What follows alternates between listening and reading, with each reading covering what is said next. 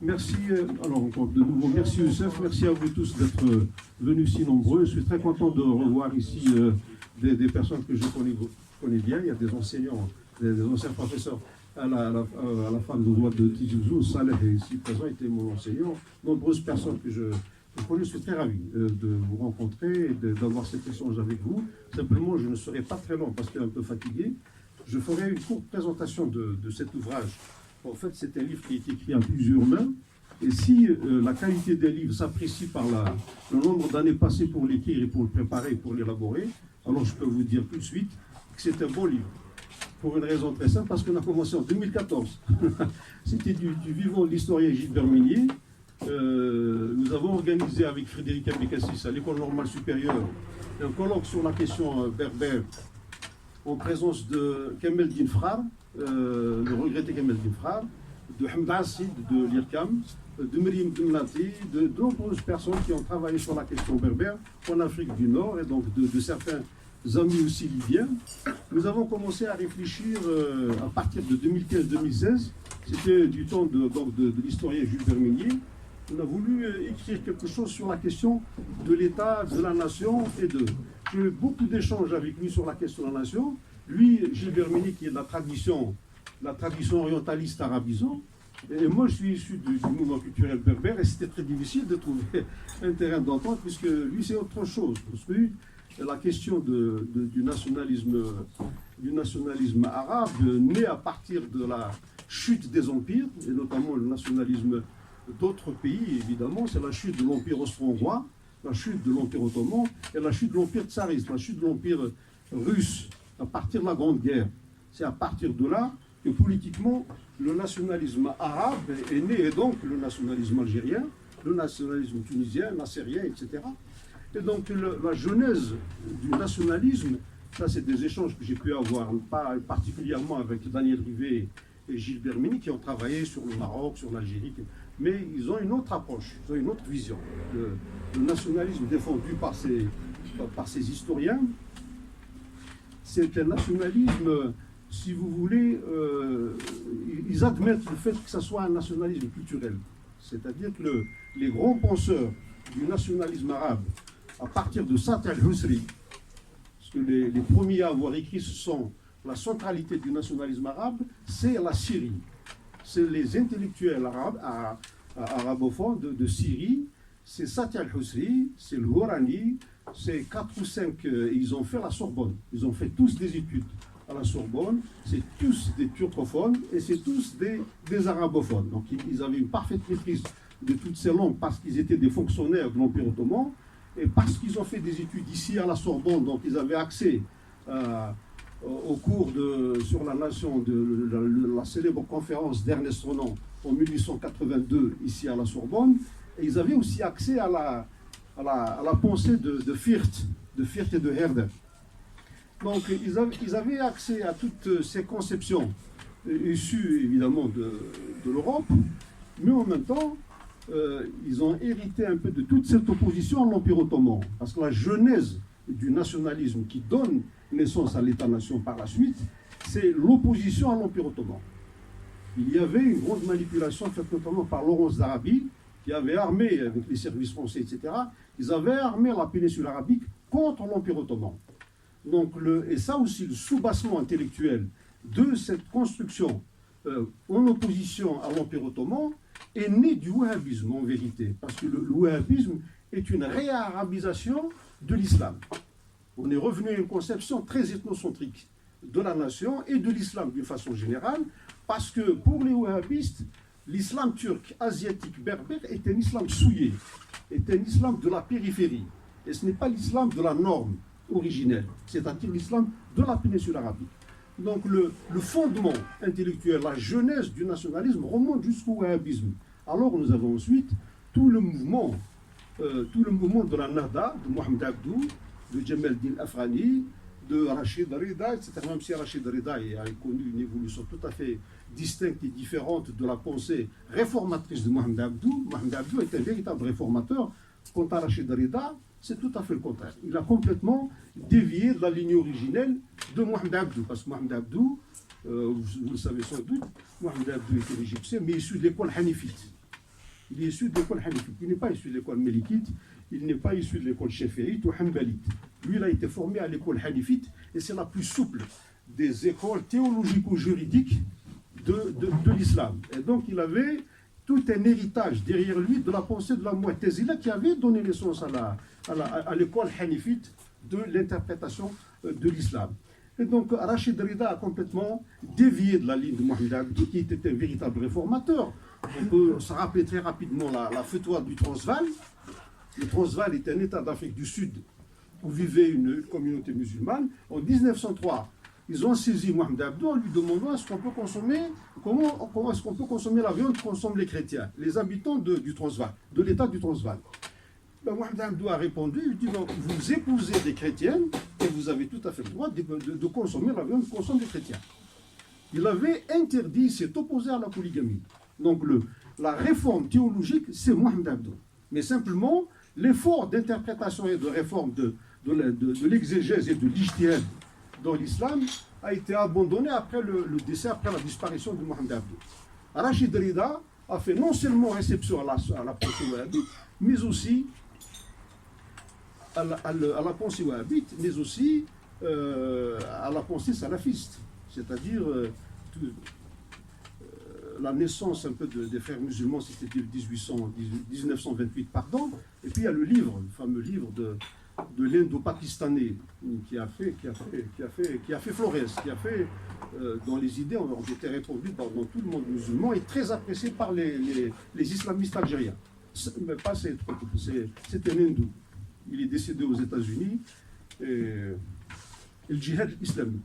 Son fameux livre qui est très très largement connu dans cet espace, c'est le djihad islamique. Donc il y a une influence directe du renouveau, en disant on va dire renouveau, mais en fait c'est une réislamisation la norme salafiste et à la norme wahhabite. Donc Rachid Rida a réceptionné toute cette pensée très très rigoriste et très très orthodoxe du rite de l'école juridique et théologie juridique du hanbalisme.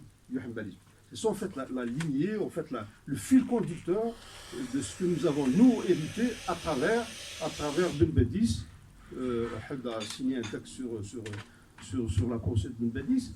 Et je crois qu'il faut saisir le problème à partir de là, c'est-à-dire les sources intellectuelles du nationalisme arabe, dont nous avons hérité de ce nationalisme, mais de type nassérien.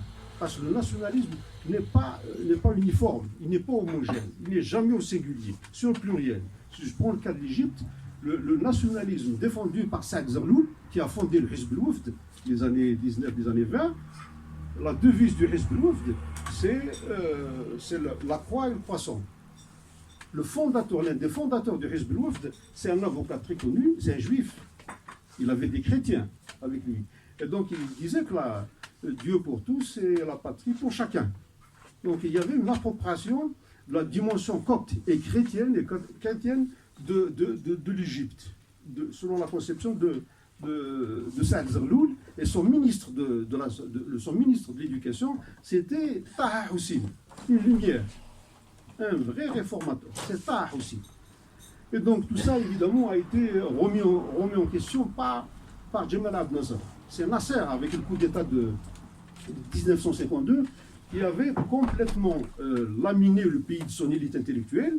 La plupart des intellectuels ont quitté l'Égypte et Saad Zarloul a été complètement écarté. Et donc c'est cette mouvance de Jamal, comment il s'appelle, Jamal Abdel Nasser, qui lui-même a été formé par le Qumsan al-Khudra. Et le Qumsan al-Khudra, c'est les chemises vertes, c'est la réplique des chemises noires de Mussolini, de Bertino Mussolini, parce qu'ils sont beaucoup inspirés du fascisme italien. Le nationalisme arabe, il y a une part d'inspiration du fascisme italien, et donc le Nasser a été formé par cette école, Al-Qumsan al-Khudra. Et son parcours lui-même a été pris en charge par les structures des frères musulmans, mais très très tôt, ils ont infiltré l'armée, etc. Donc à partir de 62, pour nous, dans le cas de l'Algérie, parce que je reviendrai après très rapidement sur ce livre pour présenter les auteurs, nous avons hérité de ce nationalisme de type nassérien, et ce n'est pas le nationalisme de Bourguiba de type dessourien et séculier. Il remonte la naissance de la Tunisie jusqu'à Hannibal et jusqu'à Jugurtha. Il disait à ses invités quand il les recevait, je suis le Jugurtha qui a réussi. C'est comme ça que se présentait Bourguiba devant les ambassades, les ministères, enfin les ministres qu'il accueillait. Je suis le Jugurtha et sans complexe, il assumait totalement son appart. Enfin, l'antériorité de la Tunisie en termes d'identité jusqu'à Jugurtha, jusqu'à Hannibal. Par la suite, ça a été totalement remis en question par Ben Ali. Ben Ali est revenu à la Tunisie du 7e siècle, à partir du 7e siècle. Et donc pourquoi je remonte un peu à tout cela? Parce que c'est important de montrer qu'en vérité, qu'il soit de type moderniste, c'est-à-dire pour ceux qui sont inspirés, notamment la brochure de 49, de la brochure signée par Idil Watani, rédigée par Yamin, par Mbrouk Belhoussine, le juriste, etc. Ceux-là, ils sont effectivement, Ali Gouin est là, il le cite dans sa thèse, sont inspirés de la pensée de Renan, d'Ernest Renan. C'est les valeurs communes, c'est le vivre ensemble, c'est le contrat social, c'est un passé partagé, etc. C'est l'avenir commun, c'est le contrat. En fait, l'idée chez Ernest Renan, c'est un contrat entre citoyens. La nation, elle naît du vivre ensemble, c'est un acte volontariste et non pas une conception ethno-linguistique ou ethno-confessionnelle. Parce que la conception défendue par les nationalistes arabes, que ce soit Satia al-Husri ou d'autres, mis à part, à l'exception, je citerai très rapidement, à la naissance, évidemment, le nationalisme arabe était chrétien. Ce sont les chrétiens d'Orient. Le premier livre écrit sur le nationalisme, c'est Neguib al-Azouri. Et Neguib al-Azouri était syrien. Son premier livre, c'était en 1905, où il défendait l'idée très, très inspirée de la pensée d'Ernest Renan. C'est l'idée de contrat, l'idée de valeurs communes, etc. Il pensait qu'avec l'aide de la France, dans ce livre sur le nationalisme arabe, on allait construire un grand État de tout l'ensemble des pays arabes. Et donc, ces chrétiens d'Orient qui étaient porteurs de l'idée de nation pour une raison très simple, parce qu'ils étaient très, très, très proches des idées de l'Europe et des réformes qui étaient en Europe, parce que le Liban et la Syrie étaient très attachés à l'Europe. Il y avait des universités américaines, il y a l'université protestante, il me semble, il y avait l'université Saint-Joseph, il y avait des écoles, et depuis le VIe siècle, les chrétiens ont fait un travail dans cette région. Et donc, ils étaient proches des idées, des réformes qui sont nées en Europe. Donc, ce sont les chrétiens qui étaient porteurs, dans un premier temps, de l'idée nationale dans toute cette région. Et on va retrouver, oui, je vais revenir au livre très rapidement, et on va retrouver la même chose pour le cas de la Palestine. Les premiers fondateurs du nationalisme palestinien remontent à 1860. C'est les frères Issa et Carmel. Ce sont eux qui ont lancé 2 journaux pour défendre ou pour contrer l'implantation des petites communautés qui font l'Alia, parce que l'Alia a commencé les Alias ont commencé depuis très longtemps, notamment au Yémen, et notamment en Ukraine, et notamment en Russie. Les pogroms en Russie de 1880, 1881, 1882 ont poussé beaucoup de Juifs à quitter et à venir s'installer en Palestine, l'actuelle Palestine, parce qu'à l'époque, ça ne s'appelait même pas Palestine. Ça s'appelait, jusqu'à la fin du 19e siècle, ça s'appelait Souria el-Genoubia. C'était Bilad Sham, et puis Souria el-Genoubia. Le mot Palestine n'est réapparu qu'à partir du 20e siècle, début 20e siècle. Parce que ceux qui ont inventé le terme de Palestine sont les Romains. C'est pour déjudaïser toute cette région. Parce qu'ils ont cassé complètement après, évidemment, après avoir assassiné le Jésus, etc. Donc il y a eu tout un processus de déjudaïsation de cette région. Et c'est eux qui l'appelaient à l'époque Palestine ou Palestin, quelque chose comme ça. C'est donc le mot Palestine est arrivé pratiquement tardivement, à partir des années... début du XXe siècle. C'est pour vous dire que le nationalisme à sa naissance dans le monde arabe était d'abord chrétien, mais progressivement, il a évolué vers une conception très islamiste, portée par notamment Jamal Abdel Nasser, par sa matrice intellectuelle. On peut dire qu'il est islamiste. Il a une matrice intellectuelle islamiste. Et donc, tout cet échange. Pardon. Excuse-moi de t'interrompre parce que sinon on sera très très long et je sais qu'il faudra qu'on fasse tout. Ça serait bien que tu reviennes rapidement sur le livre et les contributeurs pour donner un peu l'idée parce que c'est très riche. Et puis on va donner la parole à la fin. Absolument. Je reviens très rapidement sur la présentation des auteurs. En fait, je n'ai pas écrit le livre. En fait, c'est un livre, une publication collective écrite par plusieurs mains. Alors j'ai invité, j'ai invité certaines personnes, mais qui ont un avis autorisé sur les sujets qu'ils ont traités, notamment Omar Boum. Alors Omar Boum est un anthropologue, il dirige un département d'anthropologie aux États-Unis, et c'est un Marocain, il est d'origine marocaine, il vit à il est né à la frontière entre le Maroc et la Mauritanie. Il est évidemment de type noir, etc., donc très sensible à la question des minorités. Il a tout de suite accepté de nous remettre un texte sur la question juive au Maroc, qui est une question évidemment très ancienne dans toute l'Afrique du Nord. J'allais aussi faire intervenir Kinbib, qui a fait sa thèse sur la question juive, mais finalement, bon, je pense qu'il n'a pas répondu à temps. Donc, Omar Boum est anthropologue. Il a fait un texte excellent sur la question juive au Maroc. Sur la question berbère, évidemment, c'est Selim Chaker qui a balayé pratiquement le Maroc, l'Algérie. Il a actualisé son papier. On a fait un bon travail avec lui. Donc, il est très connu sur ses travaux. Sont une référence, enfin, il faut autorité dans le champ académique. J'avais aussi associé à ce livre deux chercheurs italiens, Antonio Morone, qui est un historien qui enseigne à Pavie, il me semble, à Rome, et ensuite il a enseigné à Pavie, et il est venu avec Pagano, Clara Pagano. Elle a fait Sciences Po. Et comme ils ont obtenu une bourse financée par l'État italien, ils ont fait 1 an de recherche à Jbel Nfissa en Libye. Et donc le papier qu'ils m'ont remis est une recherche de terrain effectuée à Jbel Nfissa pendant 1 an de recherche. Donc c'est vraiment une enquête de terrain, un travail de terrain, et j'ai trouvé que c'était très intéressant évidemment de les associer. Alors sur la question kurde, qui est aussi une question d'actualité, depuis l'Empire ottoman, Hamid Bouzarslan c'était un spécialiste de la question kurde. Il enseigne à l'école d'application des hautes études, il me semble, ou à l'école, en tout cas, il est ici. Oui, à l'HESS. Il est à l'HESS.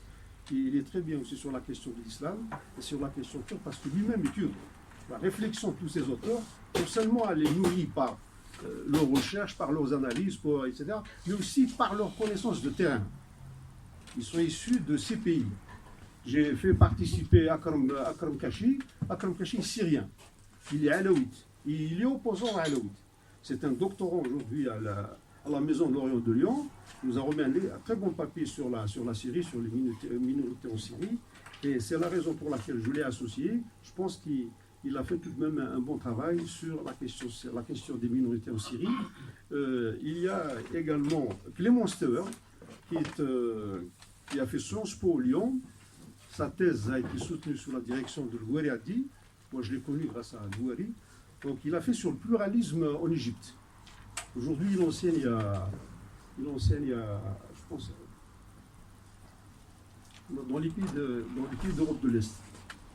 Il enseigne. Alors, il a fait un excellent travail sur l'Égypte. On comprend parfaitement bien toute la question des minorités, comment sont traitées, et comment elles sont minorisées, etc. Et donc je l'ai associé, il nous a remis un excellent texte. Donc ce travail est un travail collectif qui porte sur une question, en vérité, une problématique en soi, mais qui est sous-tendue avec des multiples problématiques sous-jacentes. La question de l'État-nation est une véritable problématique en soi, mais en même temps, elle fait appel à toutes les questions sur la langue, sur l'histoire, sur la culture, sur la nation, sur le peuple, sur le droit, etc. Donc c'est à la fois une thématique très intéressante parce qu'elle nous parle de la construction de l'État-nation et le rapport aux minorités, mais dans le même temps, elle fait intervenir Pardon, très bien. Merci Tara. Il a Parce que oublié un auteur. Ah oui, c'est lequel? C'est Tahar. Oui, j'allais le dire, moi aussi j'ai oublié. Oui, Tahar a agencé un peu ce travail avec un œil. Oui, absolument, il est très intéressant son article. Donc, pardon Tahar, je sais que tu es un peu fatigué, donc on va prendre quelques questions. J'espère que les gens qui vont intervenir seront brefs, précis, pour prendre peut-être un peu plus de questions. Voilà. Il y a quelqu'un qui veut prendre la parole? Oui, c'est toujours difficile pour le premier intervenant, mais...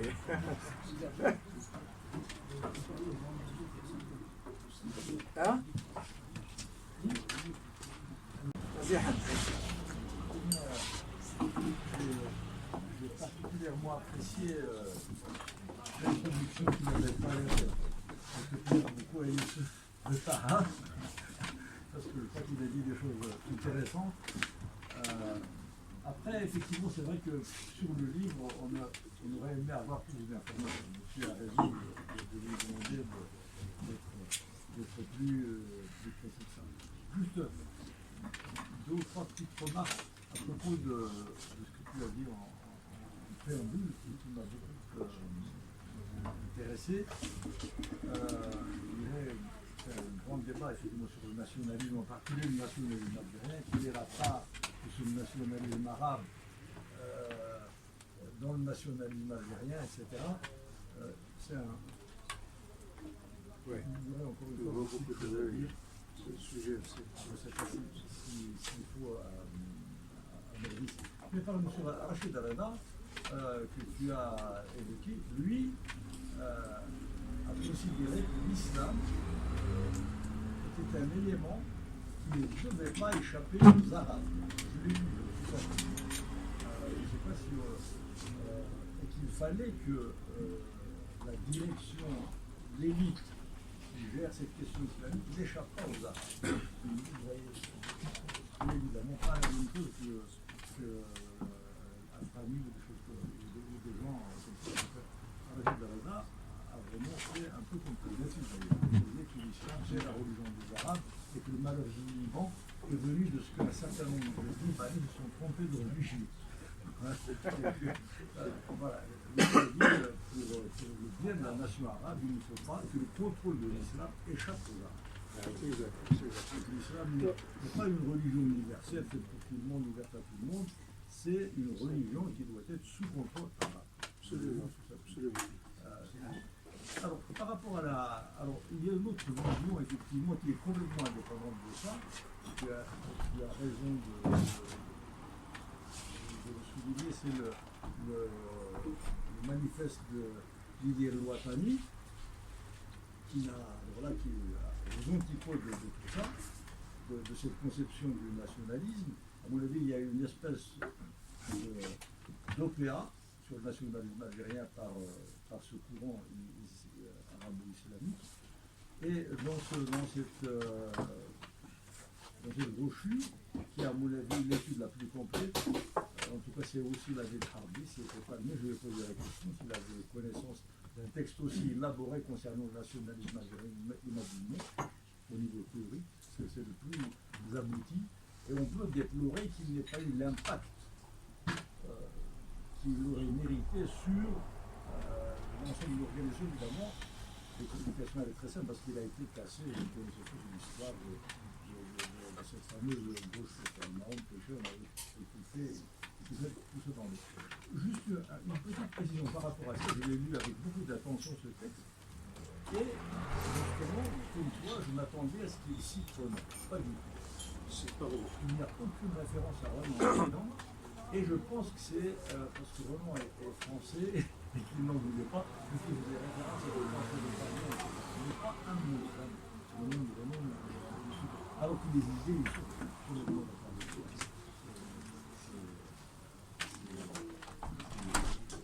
C'est très curieux. C'est très curieux, mais tout à fait. Je suis tout à fait d'accord avec toi parce que Il y a d'abord la question de la nation construite sur l'idée de la langue. Il y a une contradiction mais énorme en fait dans cette conception. Saint el-Husri ou Al-Hazouzi, ils disent que tous ceux qui parlent arabe font partie de la nation arabe. Il y a pas, alors, mais simplement la contradiction, c'est que les juifs, la langue maternelle, tous les séfarades, du Yémen jusqu'au Maroc, jusqu'à l'Algérie, etc., tous les juifs séfarades, leur langue maternelle est l'arabe. La Torah est enseignée en arabe. Alors que la Torah est enseignée en Autriche ou en Pologne, elle est enseignée en yiddish. Alors, d'accord, la nation arabe parle la langue, mais simplement tous les juifs séfarades parlent arabe, la langue maternelle, ils s'expriment dans leur famille en arabe, mais ils sont exclus de la nation. C'est pour cette raison, c'est davantage une nation ethnique, ethno-confessionnelle. Et ce n'est pas une nation simplement construite par la langue. Comme le dit Saint el-Husri par exemple, c'est lui qui a conceptualisé toute cette idée que la langue définit, à partir du moment où on parle arabe, et donc on est arabe. Alors quand on pose la question, qu'elle soit la question des juifs ou des kurdes, etc., et là on se rend compte que c'est très ethnocentrique. Le wahhabisme est né d'une réarabisation de l'islam. Et c'est ce que tu dis, et c'est très juste. Ils disent tout ce que ces Arabes de l'Afrique du Nord, de l'Asie, etc., c'est des Arabes de la périphérie. Arab musta'araboun. C'est des Arabes de la périphérie. Ce n'est pas des véritables Arabes. Les Arabes, c'est nous. C'est nous, c'est de l'autre. L'ethno-centrisme. Oui, pardon. Un dernier élément que j'utilise avec Réthélo, c'est par rapport à Nasser, effectivement, peut-être Ben,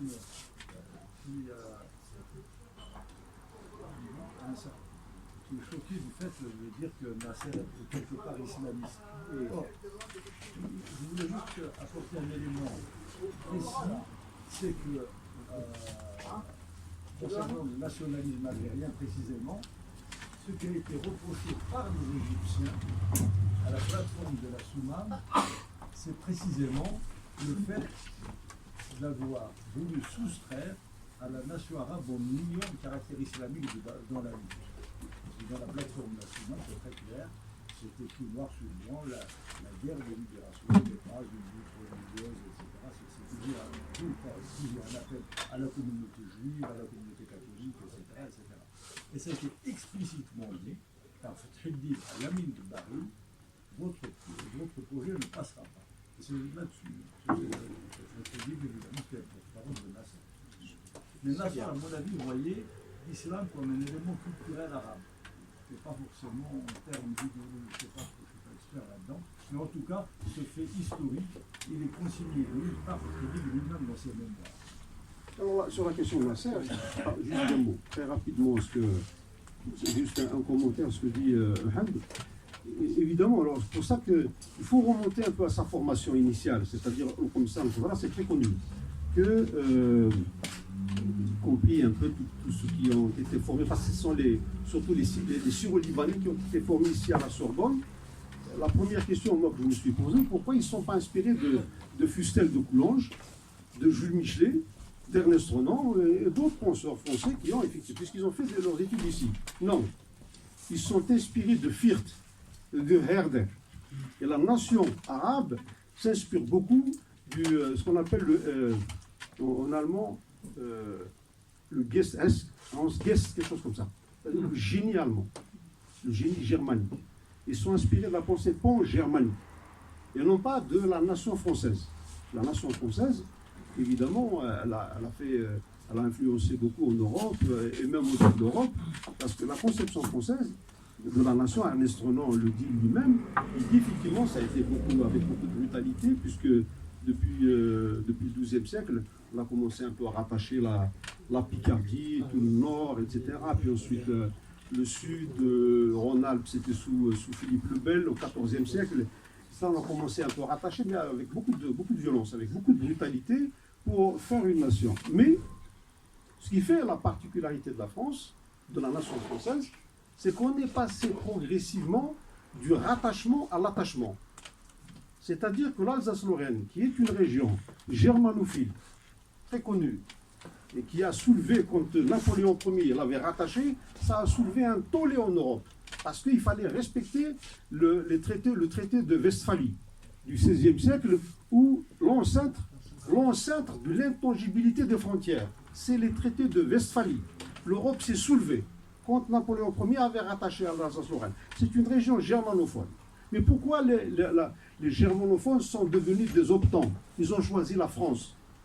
C'est pour une raison simple, parce que la Révolution française, article 1er, a consacré l'égalité citoyenne et des régions. C'est-à-dire que l'Alsacien, il se considère l'égal du Parisien, du Marseillais, du Rhône-Alpin, etc. Alors qu'il se voit inférieur par rapport aux Prussiens. Il se voyait inférieur par rapport aux Berlinois. De la même façon, en Angleterre, l'Écossais se voyait inférieur par rapport aux Britanniques, par rapport, disons, à ceux qui habitent pas l'Irlande. En tout cas, les Irlandais, les Écossais se considéraient inférieurs par rapport donc, aux Anglais. Par rapport aux Anglais. Donc, c'est ce qui fait la force de la nation française. Elle s'est progressivement construite sur le droit. On est passé petit à petit par cet autoritarisme, etc., pour ensuite se construire sur la base du droit. C'est une nation construite sur le droit, l'égalité des droits, et c'est un principe qui a évidemment ébloui, qui a suscité l'adhésion de toute la France. Donc, de la brutalité, de la violence, de tout pratiquement le Moyen-Âge, on est passé à partir de la Révolution française à un attachement à des valeurs, à un passé, à une histoire, etc.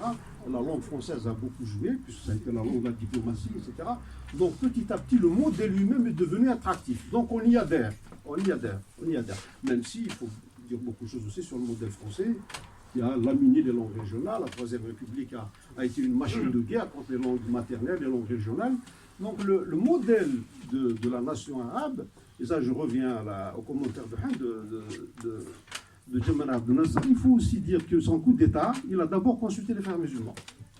Il a pris un ministre des frères musulmans pour avoir leur adhésion. Jamal Abdel Nasser est un islamiste, sa matrice intellectuelle est islamiste. Simplement, il a fait le coup d'État pour empêcher les frères musulmans d'arriver au pouvoir. Mais il n'a pas combattu l'idéologie islamiste. Il y a eu 200 annexes de l'université de l'Azhar. C'est sous son règne qu'on a démultiplié les instituts de l'Azhar en Égypte. Et donc, il faut faire la distinction entre quelqu'un qui a tout fait évidemment de les réprimer, celui qui a assassiné qui a fait assassiner Saïd Qutb. Saïd Qutb, en 1966, effectivement, il les a combattus, il a mis beaucoup de frères musulmans en prison, c'est pour les empêcher de prendre le pouvoir. Mais par contre, il n'a pas du tout lutté contre l'idéologie islamiste. Et c'est toute la différence. Il a empêché évidemment d'arriver au pouvoir, mais il faisait des références dans ses discours à l'islam. Toutes ces références, c'est l'islam, parce que sa matrice, il a été formé par cette école. Et donc, évidemment, il a évolué, il a des positions sur l'étatisme, sur le socialisme, etc. Et c'est vrai que c'est très syncrétique pour tous les dirigeants arabes. Ils ont une conception très syncrétique, des conceptions inachevées. Ils empruntent à des modèles soviétiques, à un modèle français, mais ils n'ont pas une construction idéologique achevée. Ce sont des emprunts. Mais la matrice reste la même, c'est l'islam. C'est l'islam de la décennie 20, la décennie 30, etc. C'est très largement influencé par les idées de Hassan Benna. Et notamment l'imam, le grand moufti de Jérusalem, qui a été imposé par les Anglais alors qu'il n'a pas été élu. Le grand moufti de Jérusalem n'a pas été élu, il est classé 4e. Le Hajj Amin Hussein, il était jeune, il avait 26 ans. Il n'avait même pas un doctorat ni diplôme pour être moufti de Jérusalem. Il n'avait pas les diplômes pour être Jérusalem. Mais il appartenait à la grande tribu des Husseini. La tribu des Husseini dominait non seulement Jérusalem, mais pratiquement toute la Palestine. Donc les Anglais, même classés, parce que c'est une élection, même classé 4e, ils l'ont imposé. C'est lui. Et le Hajj Amin Husseini, alors là, son influence est terrible jusqu'à aujourd'hui, jusqu'à Hamas. C'est la même pensée, enfin, le fil conducteur, il est puisé de la pensée de Hajj Amin Husseini, qui a mobilisé non pas le concept de l'Ouatan. L'Ouatan a été inventé dans le monde arabe par Rafat Tahtaoui, qui a fait aussi ses études ici, en France. Rafat Tahtaoui est devenu traducteur, il a écrit L'Or de Paris. L'Or de Paris. C'est Rafat Tahtaoui, un brillant intellectuel, un traducteur. Il a traduit Télémaque de Fénélon, quelque chose comme ça. C'est un excellent traducteur. C'est lui qui a inventé le mot Watan. Et ça a été repris par la suite quelque part. Et le Watan en arabe, ce sont les restes qui sont laissés par les dromadaires quand ils consomment les herbes. C'est ce qu'on appelle le Watan. C'est ce qu'on appelle le Watan. Donc Rafat Tatawi, il l'a travaillé et c'est devenu donc un concept qui a gagné pratiquement l'ensemble des pays du monde arabe. Mais il ne parle pas de Watan, il parle de Oumma. Alors c'est toute la différence, c'est ça qui a posé problème dans le nationalisme algérien. Les uns parlaient de nation, mais avec Moussa El Hadj, et notamment sous l'influence de beaucoup d'islamistes du Moyen-Orient, il parlait de Oumma. Et c'est deux concepts distincts, différents, sur la source, sur le contenu, etc. C'est deux concepts distincts. Alors, si tu veux bien, on prend 2 ou 3 questions, je sais que tu es un peu fatigué. Rapidement, s'il vous plaît. Oui. Rapidement. Rapidement. Moi, je veux rester dans les généralités sans rentrer dans les détails. Donc, si j'ai bien compris, M. Khelfoun, que le nationalisme arabe, il est d'origine européenne. Après, ça a été transmis aux Européens, sous l'Empire ottoman. Mais nous savons qu'il y a 2 conceptions. Il y a la conception française qui se définit par rapport civique et politique, et la conception allemande, au fait, qui, là, elle est définie par des marqueurs ethniques. Alors la question est très simple. Ce nationalisme arabe, il prend quelle conception? Est-ce que la conception allemande qui est définie par des marqueurs ethniques, ou la conception française, comme vous venez de le dire? Moi, à ma connaissance, je crois que le nationalisme arabe se veut l'expression des aspirations des populations de langue arabe. Maintenant, il faut définir c'est quoi la nation arabe. Est-ce qu'elle est une ou multiple? Il s'avère que l'Algérie, elle fait partie de cette nation arabe. Donc c'est juste des petites questions. Très bien. Donc, la source d'inspiration, c'est le Volksgeist. Ils sont inspirés. On va retrouver dans des écrits l'un des plus grands intellectuels qui a beaucoup théorisé la nationalisme, c'est Sati al-Husri. Il était ministre de l'Éducation sous le roi Faisal. Il était ministre de l'Éducation en Irak et puis en Syrie. Il a une pensée mais pertinente. Il est très puissant comme penseur. C'est l'un des intellectuels les plus puissants, les plus fertiles du monde arabe. Il s'inspire du Volksgeist. C'est allemand. C'est allemand. C'est pas de la conception de Fustel de Coulanges ou de Jules Michelet ou d'Ernest Renan. Non, ça, ils n'en veulent pas. Et pourtant, ils ont fait leurs études ici, parce qu'il faut dire aussi qu'ils s'inspirent un peu, si vous voulez, de toute cette conception juive du peuple élu de Dieu. C'est-à-dire que nous sommes de l'idée de supériorité ethnique, l'idée aussi d'une supériorité éthique. Ils pensent que l'islam a une supériorité théologique et éthique vis-à-vis d'autres religions. C'est pour ça qu'ils s'inspirent davantage de la conception allemande, où l'idée de supériorité est omniprésente, que de la conception française d'Ernest Renan, qui pose le principe de l'égalité citoyenne. Et l'égalité citoyenne, c'est le modèle qui a forcé l'admiration de toute l'Europe, où des populations germanophones ont préféré être optant pour la nation française que d'être attachés à l'Allemagne. Donc ils ont rejoint ce modèle-là, effectivement, a été...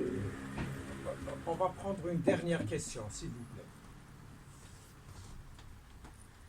Allez, tu ne peux pas nous dire un mot? Il y a un livre qui arrive. Vas-y. Oui, en fait, un peu pour rebondir sur la question des nationalistes et des nationalistes algériens. En fait, c'est vrai qu'il y avait l'empreinte de la définition de Fichte et des autres, mais ils ont aussi pris de Staline. Et à ma grande surprise, j'ai retrouvé dans les archives une réponse à Idir Ouattadi. Alors, il commence par la nation et deux points, il cite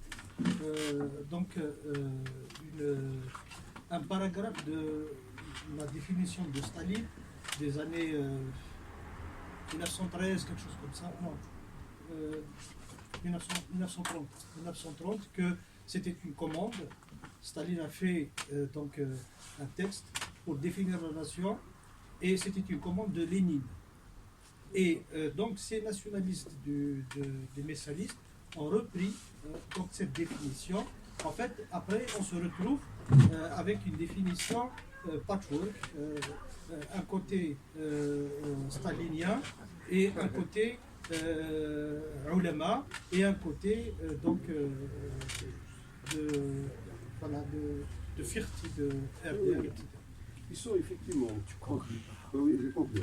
Il y a des sources d'inspiration effectivement diverses, mais simplement la tendance dominante, c'est celle-là, c'est la pensée arabe, le nationalisme arabe, mais de type pas Saad Zarloul, pas Saad Zarloul et pas Bourguiba.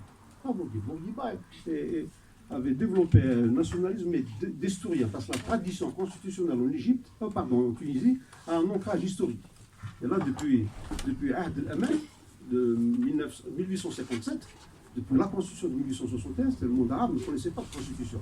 Et donc le Bourguiba a beaucoup construit le nationalisme sur l'idée de constitution et sur une histoire qui va bien au-delà antérieure à l'islam. L'intérêt en fait sur la question, je n'ai pas observé, mais en tout cas j'ai essayé de réfléchir un peu à 3 pays qui montrent compte des sociétés orientalistes. Elles ont tendance à se définir par le religieux. Elles sont enclines à se définir par le religieux. Avec 3 exemples, je vais dire ça très rapidement. Je crois que je le cite dans le chapitre introductif. C'est le cas de l'Algérie, le cas de la Turquie et le cas d'Israël. Alors, le cas de l'Algérie, moi, c'est l'enseignement. J'étais formé dans la langue arabe, c'était l'Égyptien qui m'a formé. Et donc, j'ai une idée un peu de ce qui est un peu enseigné, comment les enseignants pensent la nation arabe, etc. Mais j'avais que des enseignants pratiquement égyptiens, que ce soit au lycée, et même à Tizi Ouzou. On avait des enseignants d'Égypte. L'Algérie a tout fait pour arrimer un pays à l'Orient, à l'arrimer sur le plan culturel, histoire, etc., par l'enseignement, par le cinéma, par beaucoup de choses. Il y a beaucoup de vecteurs qui ont contribué un peu à donner une orientation très orientale à ce pays. Nous avons le cas de la Turquie. Kemal Atatürk s'est approprié la dimension occidentale de la Turquie. La turquicité s'est construite par Kemal Atatürk dans sa dimension occidentale. Donc il s'est approprié les Balkans, tout l'Empire ottoman, etc. Et ça a donné un peu toutes les grandes réformes, même si elles étaient autoritaires, même si elles étaient évidemment très violentes. Il a imposé une conception qui est dans la laïcité, etc. Bon, on connaît un peu toutes les réformes de Kemal Atatürk. Et nous avons le cas d'Israël. Le cas du nationalisme israélien, évidemment, sa matrice originelle, sa genèse, c'est le renouveau hébraïque qui remonte à 1860, on a repris un peu. Mais les grands penseurs du nationalisme israélien, ce sont les Ashkénazes.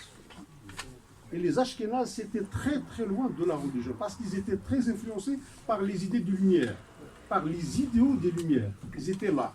Ils étaient très influencés par les idées de Voltaire, de Rousseau, de John Locke, etc. Tous ceux qui ont fait les Lumières en Europe.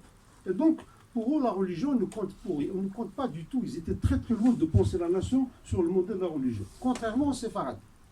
Les séfarades, c'est autre chose. C'est la continuité du rabbinat. C'est cela. Donc au début, c'était les Ashkénazes qui dominaient. Et quand aujourd'hui les Ashkénazes sont en perte de vitesse, et ce sont les séfarades maintenant qui ont repris le dessus, et donc c'est une société qui tend aussi à s'identifier par le religieux. On va retrouver ça en Turquie.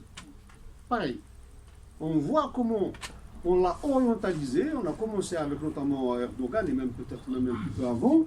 C'est une société qui tend à se définir par le religieux. Dès lors qu'une société s'oriente, et pour quelle raison?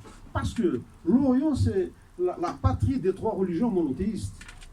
C'est ça en fait la réponse à la question donnée. Et l'Algérie, je pense aussi, elle s'est beaucoup orientalisée par l'enseignement, par l'écriture de l'histoire, etc. Et c'est la raison pour laquelle elle tend aussi à se définir par le religieux. Et on connaît pour la situation aujourd'hui. Pardon, Non, merci. Je sais que tu es un peu fatigué parce que tu étais déjà hier à l'hôtel de ville où tu as signé ton livre. Donc, merci d'être là. J'espère que tu reviendras et qu'on continuera la discussion. Merci à vous toutes et à vous tous d'être venus. On peut continuer la discussion autour d'un verre. Merci.